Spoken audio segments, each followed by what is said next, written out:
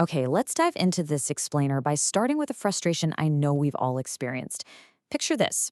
You're standing outside, actively getting rained on, so you pull out your phone, check your weather app, and there it is, a bright, cheery little sun icon telling you the skies are totally clear. It's incredibly frustrating, right? Well, behind your screen, trying to fix that exact problem, there's an invisible, massive, and frankly, really loud revolution happening right now.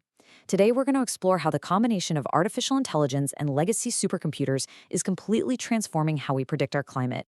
So, to really understand this revolution, we have to start with a pretty monumental question.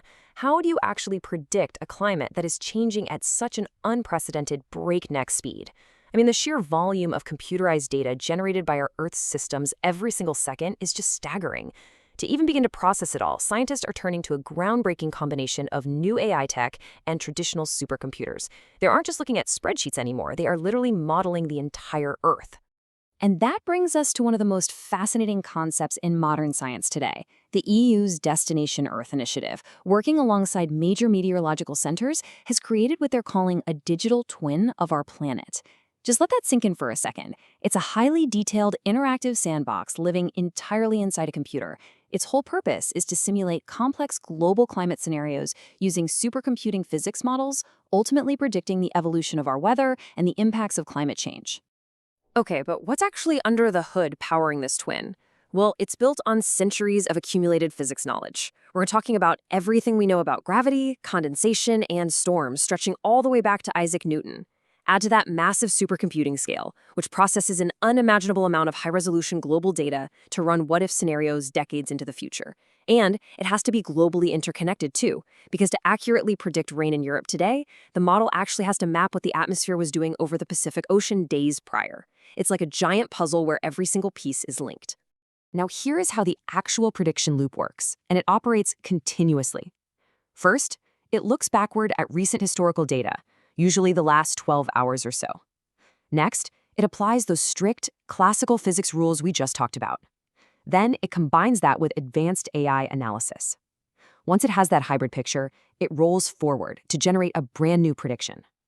It's this constant, living engine of data and physics that's always pushing us into the future. Section 1.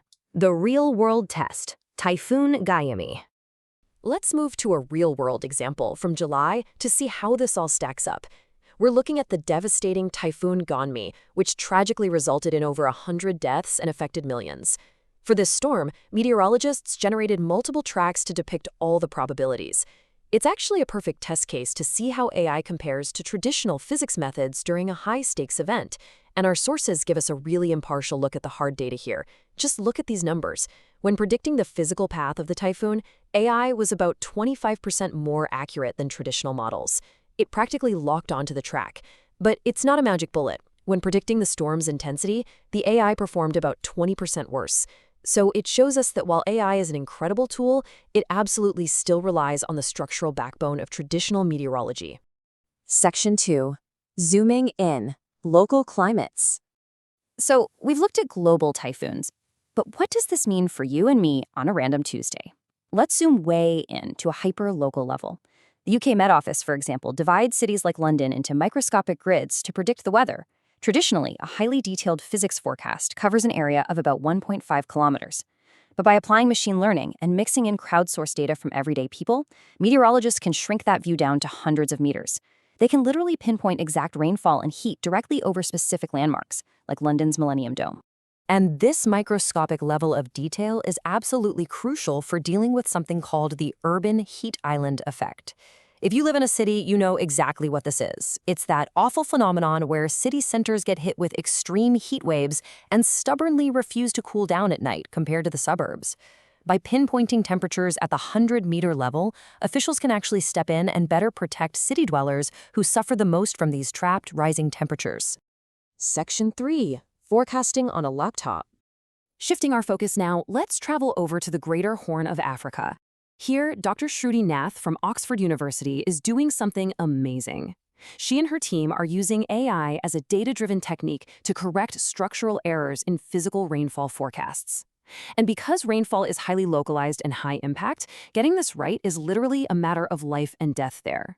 But here's the real game changer, the accessibility. Historically, running these massive global physics models required incredibly expensive supercomputers that many developing regions just didn't have access to. But local AI models? They are lightweight. Meteorological bodies in Kenya and Ethiopia are now running deeply complex, highly accurate AI forecasts entirely in-house, directly on standard laptops. This flips the script for humanitarian aid. Because AI operates at such an incredibly low computational cost, scientists can run numerous simulations to explore all the chaotic what-ifs of weather. They can see all the possibilities of where a flood might hit. This directly connects the research to anticipatory action, meaning agencies can pre-position food, supplies, and aid precisely where it's needed before the disaster even strikes. Section 4. Predicting our climate future. Zooming back out from laptops to the global macro level, this exact same digital twin technology is being utilized to project scenarios deep into the future. But to look forward, we first have to look back. Using data from the EU's Copernicus program, scientists have been tracking the Earth hour by hour since 1940. This historical baseline proves the reality of the increased storm frequencies and rising temperatures we're experiencing today. By feeding all of this into the Earth's digital twin, scientists can simulate complex global climate scenarios using supercomputing physics models. They can mathematically project exactly how varying levels of greenhouse gas reduction will alter our global trajectory over the coming decades. Now, you might be wondering, why is it so absolutely vital that this data remains strictly driven by math and objective AI? Well, our sources point out that climate science sometimes collides with political narratives. One famous example highlighted in the material involved an official hurricane forecast map being extended with a Sharpie marker during a press briefing to match a previously stated political claim. Impartially speaking, regardless of where anyone falls on the political spectrum, this highlights a universal truth. When public safety is on the line, having highly accurate, purely objective tracking through digital twins isn't just a cool science experiment, it's vital for human survival. For the last 50 years, traditional supercomputers gave us what experts call a quiet revolution. They steadily improved our forecasts by about 1 day per decade. So your 4-day forecast today is as good as a 3-day forecast was 10 years ago. But as Professor Stephen Belcher points out, AI has completely changed the game and is a loud, explosive revolution. Our weather dictates our renewable energy output, meaning weather is literally the fuel of our future, and AI is accelerating our understanding of that fuel at a blistering rate. But here is perhaps the most surprising takeaway from this whole explainer. These incredibly advanced AI models are hungry for data, and they actually need you. To help train these systems and fill in those hyperlocal gaps, you can become a citizen scientist today. By submitting your own backyard weather data to sites like the Met Office's Weather on the Web, you are directly helping improve these digital twins. It leaves us with a pretty incredible thought to end on. As this massive technology reshapes our understanding of the entire planet, what specific piece of the future will your backyard data help discover next?